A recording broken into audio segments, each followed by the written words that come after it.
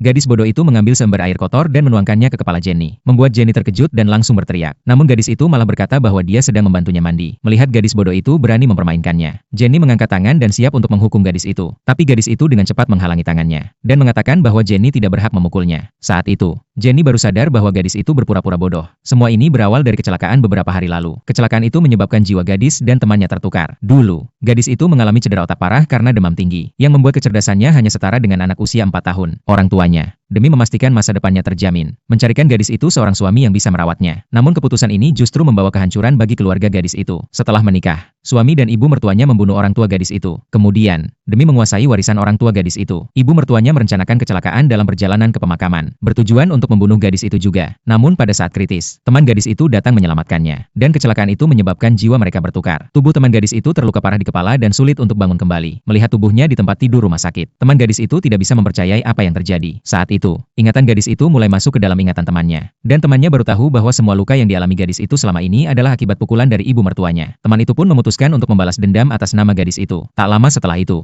ibu mertua yang merasa rencananya berhasil datang ke rumah sakit. Tapi begitu dia masuk, dia terkejut melihat gadis itu ternyata tidak mati. Gadis itu langsung menghampirinya dan menampar ibu mertuanya dengan keras. Ibu mertua itu langsung terkejut dan mengira gadis itu sudah sembuh. Saat itu, suasana menjadi canggung. Gadis itu berpura-pura kembali bodoh, dan ibu mertuanya merasa lega. Namun, ibu mertuanya kembali menunjukkan sikap sombong, mengangkat tangan untuk memukul gadis itu. Tapi setelah serangkaian kejadian, gadis itu malah mempermainkan ibu mertuanya. Tak lama setelah itu, suami datang ke rumah sakit, melihat gadis itu baik-baik saja, dan langsung menyuruhnya untuk pulang. Gadis itu tetap berpura-pura bodoh, mengikuti mereka pulang ke rumah. Sesampainya di rumah, dia mendapati suami membawa Jenny kembali. Ternyata, setelah mendengar gadis itu kecelakaan, Jenny langsung datang dan pindah ke rumah mereka. Melihat gadis bodoh itu ternyata tidak terluka, Jenny sangat marah, dan langsung memerintahkan gadis itu untuk menyiapkan air mandi. Gadis itu, dengan tampak bodoh, mengangguk dan setuju. Kemudian dengan sengaja membawa air kotor yang digunakan untuk mengepel dan menuangkannya ke tubuh Jenny. Suasana pun menjadi kacau. Saat itu, suami mendengar keributan dan segera datang. Melihat Jenny yang kebingungan, gadis itu sengaja memukul wajahnya sendiri dengan tangan Jenny, dan jatuh sambil mengadu pada suami. Jenny merasa sangat malu. Namun, suami tidak memarahi Jenny, melainkan menyuruh gadis itu untuk segera pergi tidur di kamarnya. Semua ini sudah ada dalam perhitungan gadis itu. Namun, Jenny tidak akan membiarkan gadis itu begitu saja. Keesokan harinya, saat gadis itu sedang sarapan, Jenny langsung menuangkan susu ke kepala gadis itu. Ini benar-benar membuat gadis itu marah. Gadis itu kembali berpura-pura bodoh,